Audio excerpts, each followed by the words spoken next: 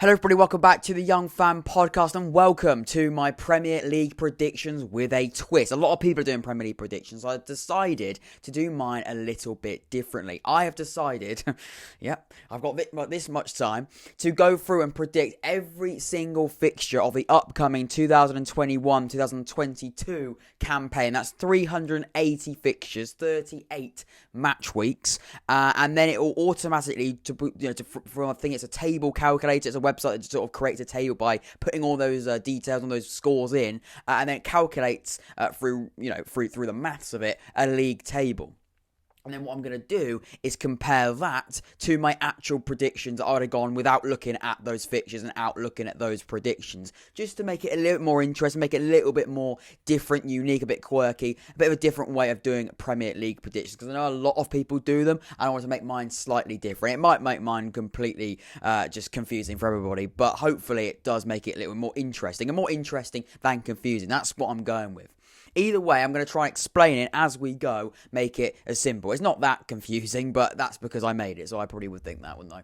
Anyway, we're going to start off with 20th spot, and before we start, please can you make sure to leave a like and subscribe. I'm so excited about the next chapter. We've done a lot of League One stuff, lots of EFL stuff, but of course we'll be continuing with the world of football and continuing with the Premier League stuff as well, so make sure you want to be part of that. You leave a like and subscribe. We're on a journey. We're on 335 subscribers as of recording. Can we get up to 340? Just by this video? That would be much appreciated. If you haven't already, make sure you hit that subscribe and like button.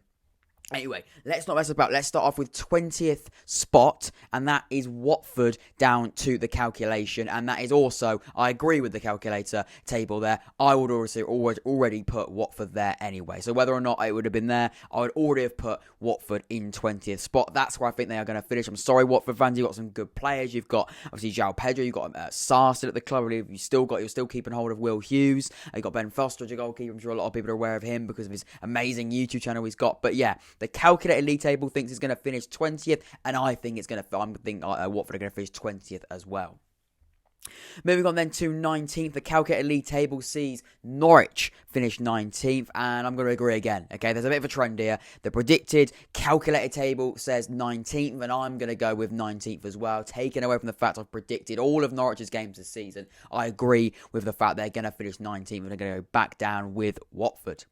Now, the first difference I'm going to go with, now the calculated league table has gone with Newcastle finishing 18th, and I'm not going to go with them finishing 18th. We'll come on to who I put 18th in just a second. Actually, you can see it on the screen. I know Newcastle are going to go 17th. That's all I'm going to give you. But either way, I think Newcastle are going to stay up.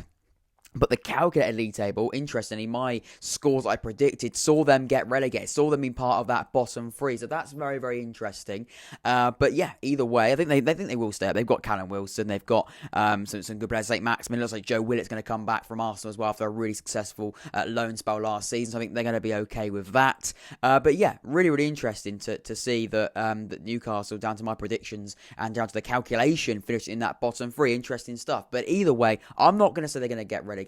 I do think they are going to finish at 17th, though, just outside the relegation zone. But that makes up the calculated bottom three of Watford, Norwich and Newcastle. And then 17th, just staying up, apparently due to the calculation, but I think are going to get relegated. It's Brentford. I think Brentford are going to go down. Now, for some reason, my predictions and my predictions for all of Brentford's games saw them just stay up and saw Newcastle go down. I don't think that's going to be the case. Newcastle are going to be fine, in my opinion. I think Brentford are going to go back down, but it proves that something inside me is telling me that Brentford are going to get some decent results this season, and they might do. They've made some decent additions. They've brought in, I think it's Ayar. Is it Ayar? That's how you pronounce his name. It's got a J in it, so I think it's a silent J from Celtic. Christopher Ayar, I think it is.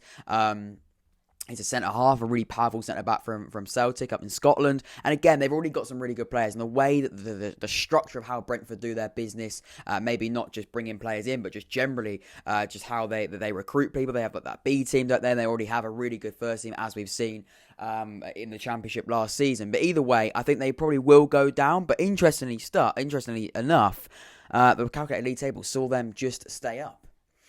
Anyway, moving on then to the 16th spot, and I agree with the calculated league table. I'm going to go with Burnley as well.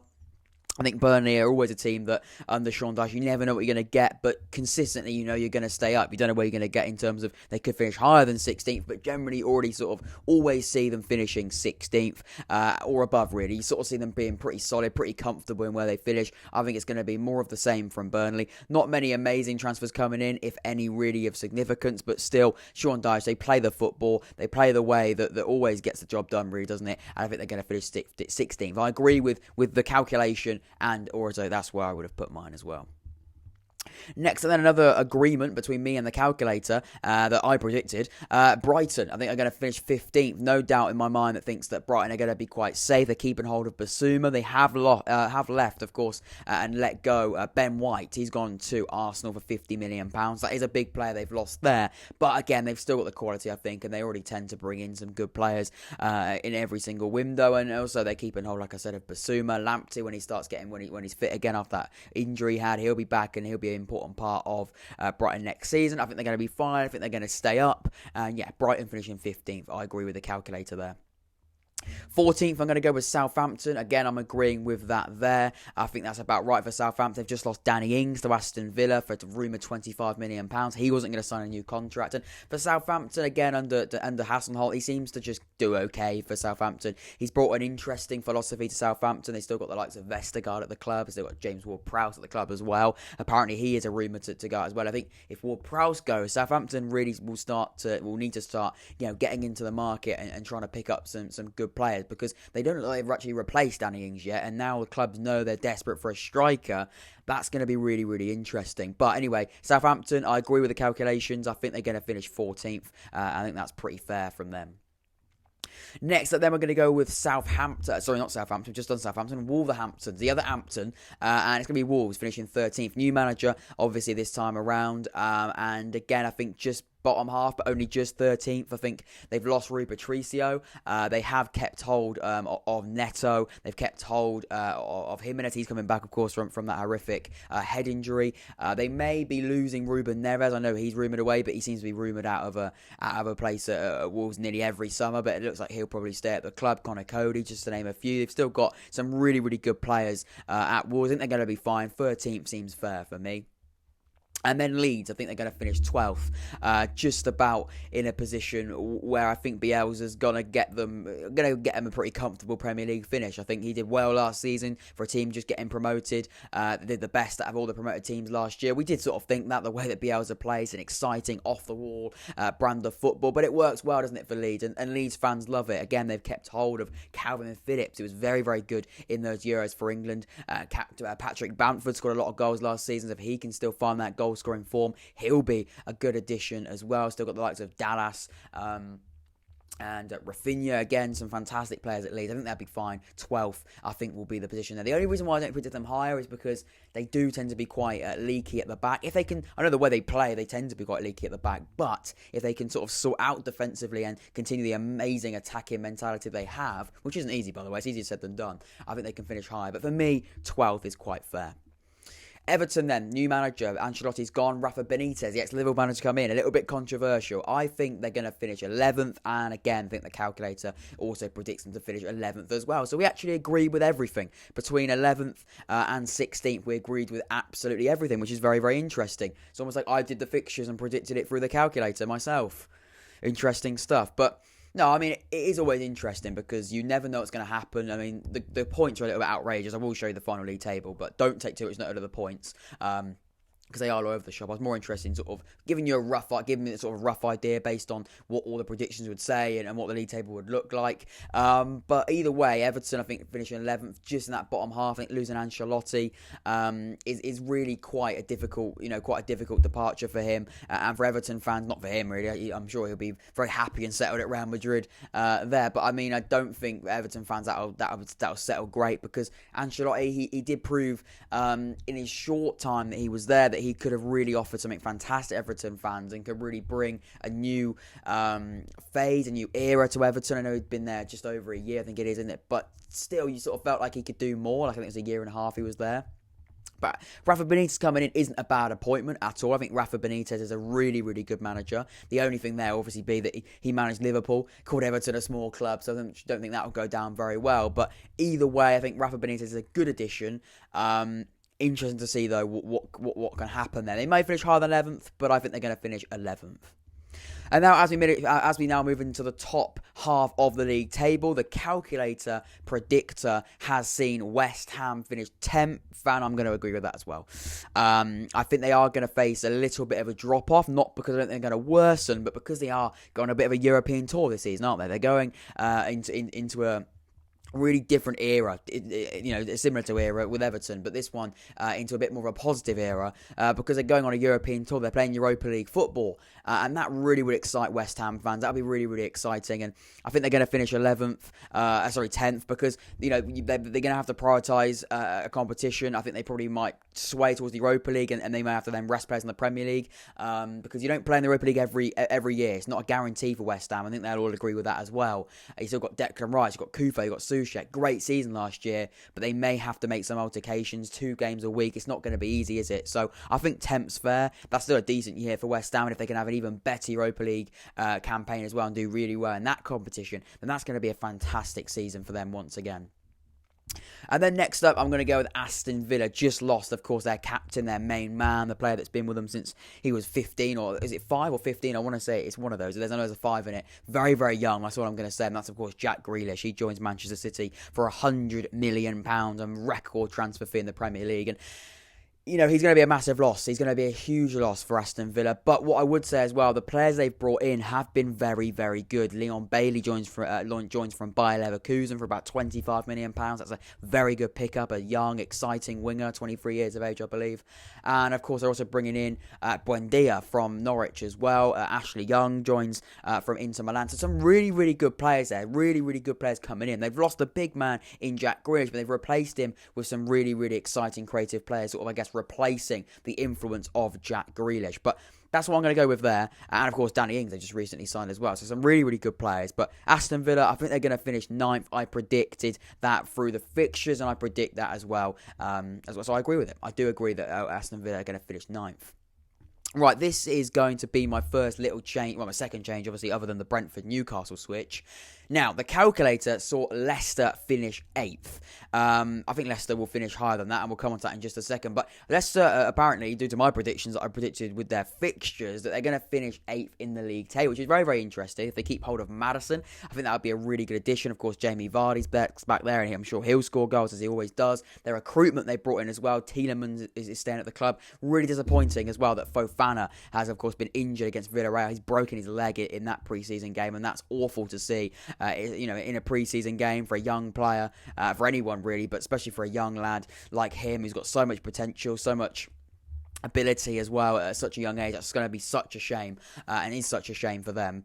And then that's where my switch comes in. Even though they've had that injury to Fofana, they've still got great quality, and I think we'll finish 1 place higher. I think they're going to finish 7th, and then I think who are going to finish 8th are going to be Crystal Palace. It probably will be a great season for them if they can finish 8th, and interestingly, the calculator saw them finish 7th. I think they're going to finish 8th.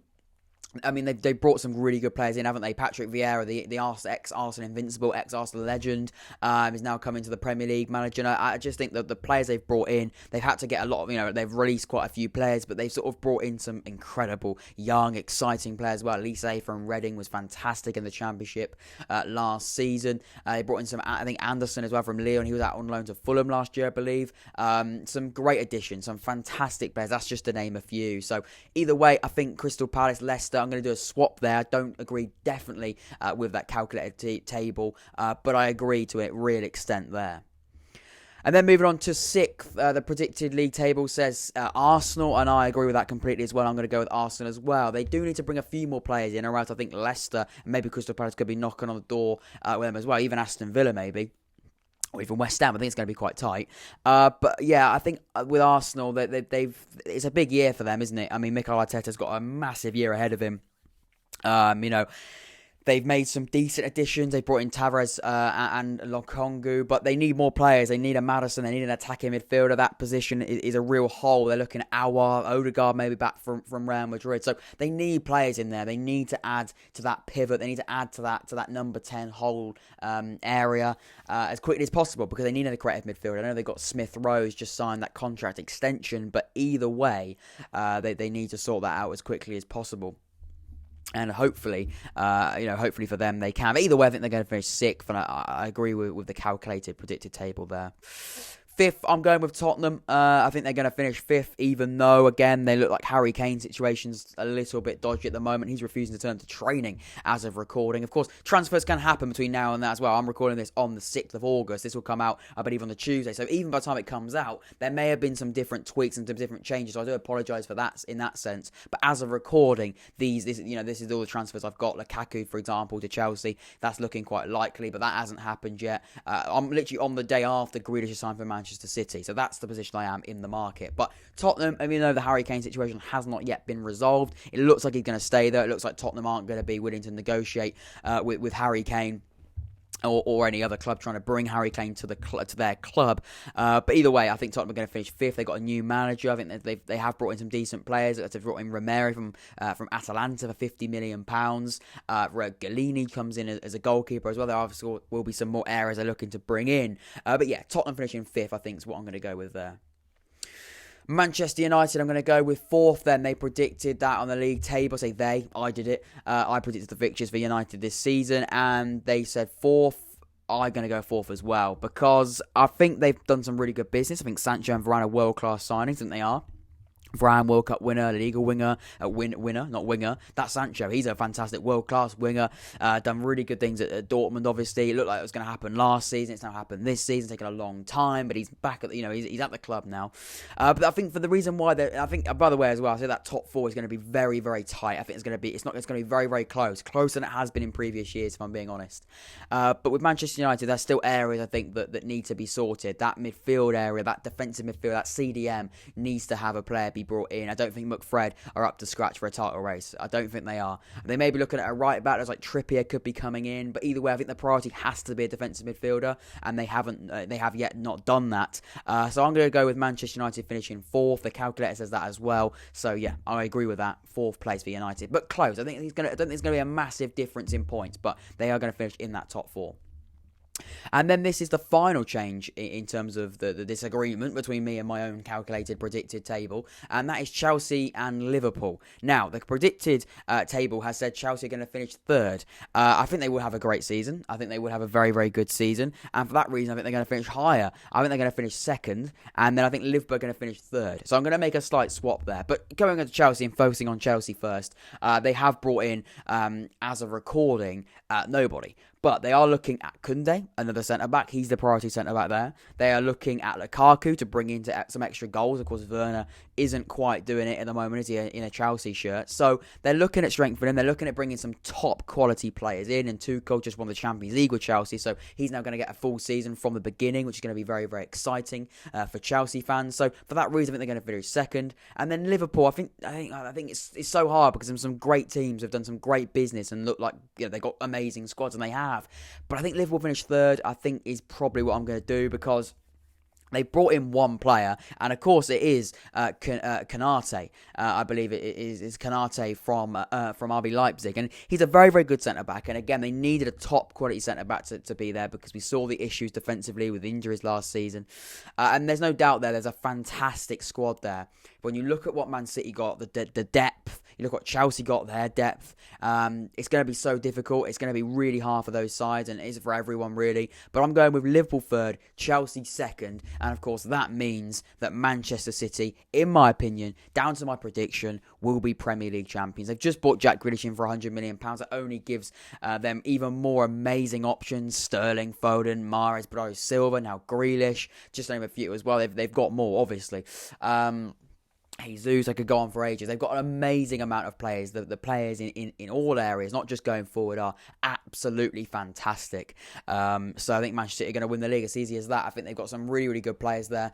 And I look forward to watching them. I'm a neutral. I don't, I know that a lot of the players being brought in are the finances, let's put it that way, are a little bit controversial. The amount of money they spend, but either way, they're going to make a great watch, aren't they? They're going to bring it. They're going to bring the best players into their football club and are going to provide a great show, I imagine. I think that's why I think they're going to finish top of the league. They've got great players, a great manager, of course, in Pep Guardiola as well. But yeah, that's my predictions. They are my predictions. That's my calculated league table, 340 game fixture predicted league table against my predictions just off the bat of looking at the players and the players I've brought in and the teams as well. Very, very interesting stuff. If you enjoyed this episode of the podcast, please make sure you leave a like and subscribe. If you enjoyed this concept, you didn't get too confused, I do appreciate it. And yeah, I've been Jack. It's been the Unfan Podcast. Take care, stay safe, and I'll see you in a bit.